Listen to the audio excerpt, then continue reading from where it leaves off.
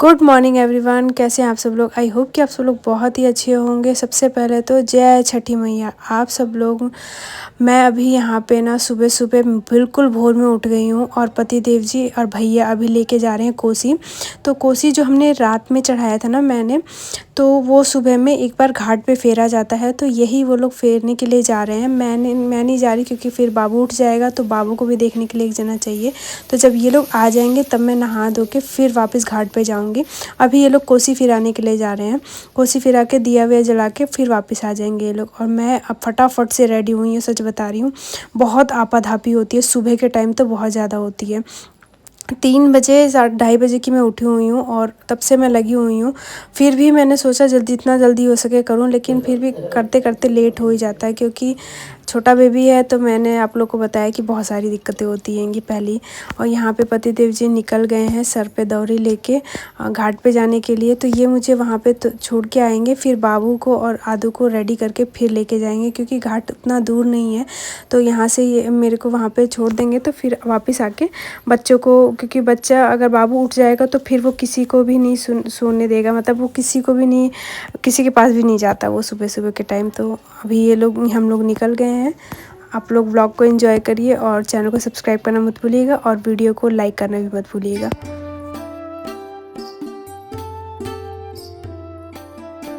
और सुबह सुबह ना घाट पर की रौनक देखने लायक होती है। सुबह में जो शांति होती है ना, एकदम शांत माहौल होता है। लेकिन जो घाट पे की रौनक होती है ना, वो आपको देखते बनेगी। और सुबह थोड़ा और उजाला होगा तो यहाँ पे भीड़ लग जाएगी। अभी थोड़ा सा कम टाइम हो रहा है, कम से कम 4 साढ़े 4 बज रहे हैं, तो उसी हिसाब से यहाँ पे भीड़ लगी है। लेकिन अभी थोड़ी देर के बाद, जस्ट आधे घंटे के बाद पूरा भर जाएगा ये।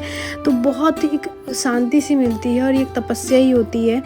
और ये तपस्या हम लोग की सफल हो जाती है जब सूर्य देवता भगवान दर्शन देते हैं और हम जब अपना अर्घ पूरा करते हैं। और मुझे तो अर्घ पूरा, मतलब जो मेरे को अर्घ देने में मुझे बहुत ही प्रॉब्लम हुई है, क्योंकि अर्घ देने के टाइम में पता नहीं क्या हुआ कि बाबू मेरे को छोड़ ही नहीं रहा था, बिल्कुल एकदम पकड़ के बैठा हुआ था। उसको लग रहा था ना कि मम्मी कहीं चली जा रही है कि, तो वो मेरे को छोड़ ही नहीं रहा था। मैं सबसे लास्ट में अर्घ दी हूँ, बहुत जल्दी क्योंकि सब लोगों ने अर्घ दे दिया था। वहाँ पे सब लोग एक दूसरे को सिंदूर लगाने लगे थे लास्ट में जो होता है। मैं जब सब लोग सिंदूर लगा रहे थे तब मैं एकदम अर्घ देने गई हुई थी सबसे लास्ट में।